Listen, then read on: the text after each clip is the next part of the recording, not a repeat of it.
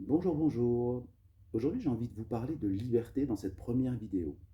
Un thème suffisamment essentiel et qui est régulièrement repris à l'intérieur des médias, que l'on parle de liberté individuelle, de liberté fondamentale ou de liberté collective.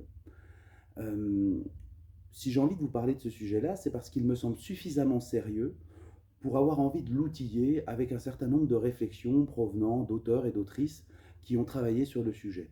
Aujourd'hui, j'ai envie de vous parler d'une autrice en particulier, à savoir Hannah Arendt, qui est surtout connue pour son travail autour des totalitarismes, de la barbarie, mais également sur ses réflexions concernant donc les libertés.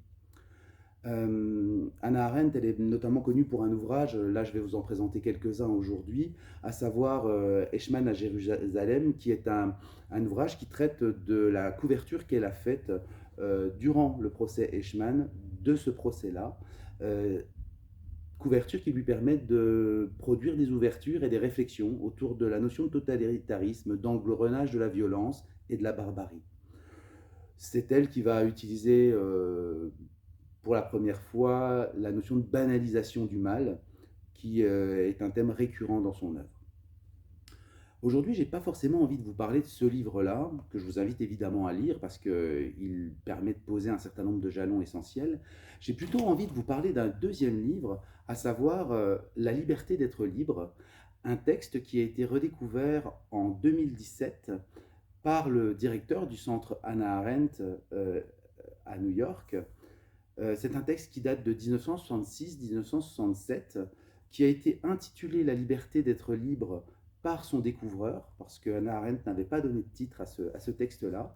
Et du coup, dans un court essai, elle pose un certain nombre d'éléments relatifs à la liberté, au rapport à la liberté, aux libertés individuelles, collectives et aux libertés fondamentales.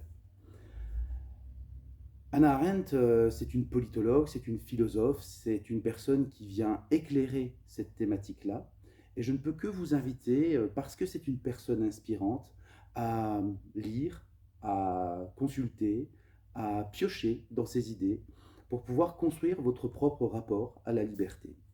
Si vous avez envie d'aller plus loin sur Hannah Arendt, parce que c'est vraiment une autrice qui a été prolixe et qui a beaucoup produit, je vous invite à lire cet ouvrage-là qui recense un certain nombre d'œuvres d'Hannah Arendt qui s'appelle Œuvres. Bien évidemment, je vous mettrai un peu les éléments bibliographiques à l'intérieur du post de la vidéo. Voilà ce que j'avais envie de vous dire aujourd'hui, envie de vous donner envie de parler de liberté, de réfléchir à la liberté, de penser votre liberté et penser le rapport à la liberté de façon générale. Pour rappel, on peut parler sérieusement sans se prendre au sérieux. J'espère que tout ça va vous faire réfléchir, que vous allez peut-être avoir envie de réagir, peut-être envie de commenter, peut-être envie de donner d'autres sources autour du concept de liberté. N'oubliez pas votre libraire de proximité parce que celui-ci vous donne souvent un coup de main. En tout cas, moi, j'ai une petite pépite à côté de chez moi. Je vous en parlerai bientôt. Et puis, du coup, je vous dis à bientôt. Entre-temps, pensez à lire, pensez à penser, et puis à prendre du plaisir. À bientôt.